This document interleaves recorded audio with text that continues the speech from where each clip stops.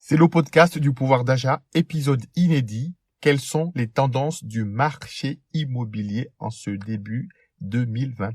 Bienvenue sur www.paf.live, le podcast du pouvoir d'achat et de conseil anti-crise. Après les fêtes, place maintenant aux fondamentaux, l'immobilier. L'immobilier, que ce soit en résidence principale ou l'immobilier en investissement locatif, reste le placement refuge, le placement anti-crise. Est-ce que c'est le bon moment pour acheter? Faut-il que vous investissiez maintenant? Quelles sont les tendances du marché de la pierre en ces débuts d'année? Y a-t-il des biens en vente? Y a-t-il des acheteurs? Combien ça coûte? Achèteriez-vous le même logement qu'avant la crise sanitaire?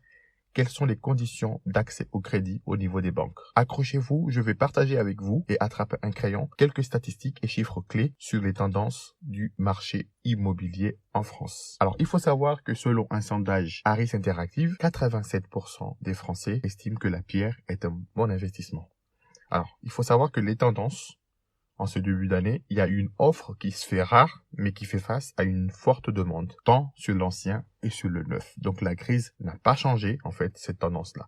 Les prix restent stables, mais on constate également une légère augmentation au niveau national, surtout dans de nombreuses villes, à l'exception de quelques arrondissements à Paris qui enregistrent une légère baisse. Alors, on n'achète pas de la même façon un logement en 2021. Donc la crise sanitaire est passée par là. Avec les confinements, on cherche plus des logements confortables, spacieux et respectueux de l'environnement.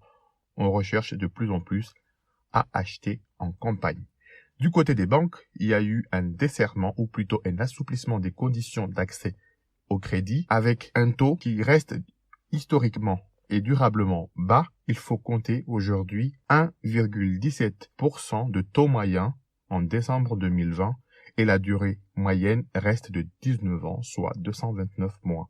Alors sur 15 ans, on peut espérer à 0,97, sur 20 ans un taux de 1,10 et sur 25 ans un taux de 1,35. Attention, ce sont des moyennes et cela tient compte non seulement de votre comportement bancaire, de votre niveau de revenu, mais aussi du montant de votre apport. Donc tout le monde ne peut pas bénéficier de ce taux. Les chiffres que je partage avec vous, ce sont des chiffres qui sont donnés par l'Observatoire du Crédit Logement. Alors la bonne nouvelle, c'est que le Pinel, pour la période 2021-2023, est reconduit. C'est un dispositif qui permet justement de bénéficier d'une réduction d'impôt qui peut aller de 12 jusqu'à 21%. Attention, le Pinel reste en fait intéressant, mais il y a aussi des conditions d'accès à cette réduction d'impôt.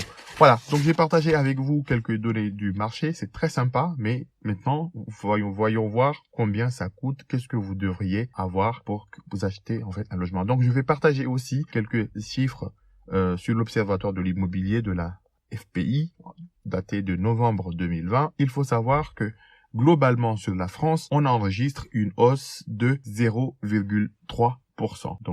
Donc ça c'est la légère augmentation que je vous parlais au début.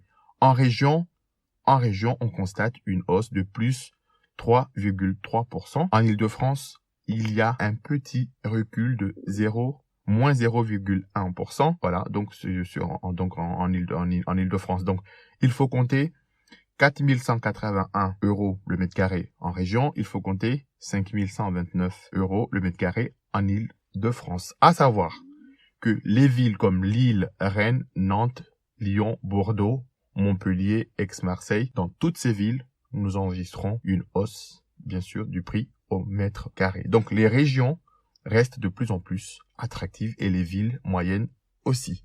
Alors ça, il faut savoir qu'il y a un nouveau décret depuis le 20 novembre 2020 qui permet de faire ce qu'on appelle une procuration notariée.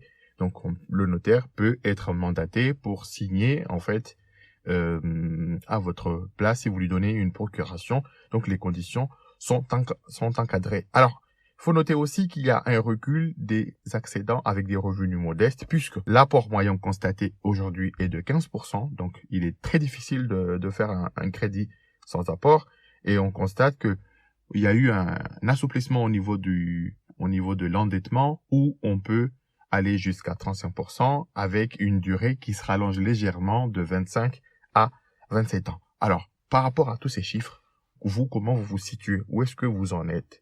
Est-ce que la baisse de prix, voir une baisse de prix, ça peut vous encourager justement en fait à acheter? On voit que on a une baisse de prix, mais on a une demande en fait de plus en plus soutenue, donc dans les prix, dans les villes proches des grandes villes, dans les villes de région. Il faut savoir aussi qu'on cherche de plus en plus des logements économes, donc en termes d'énergie. Il faut voir aussi que la campagne attire et l'achat immobilier, ce n'est pas un investissement improvisé. Il faut s'y préparer et ceux qui se préparent le mieux sont le mieux lotis. Il y a aussi le comportement bancaire qui est scruté sur le long terme par la banque, et il faut pas oublier aussi qu'aujourd'hui, avec la crise sanitaire, il y a des métiers qui sont fortement exposés, donc ça aussi c'est un élément qui est scruté, et aussi la capacité à rembourser, ce qui est tout à fait normal parce que un crédit vous engage à rembourser. Vérifiez vos capacités avant de souscrire. Donc si vous avez des interrogations, si vous avez des questions, si vous souhaitez préparer votre projet immobilier, n'hésitez pas à me contacter.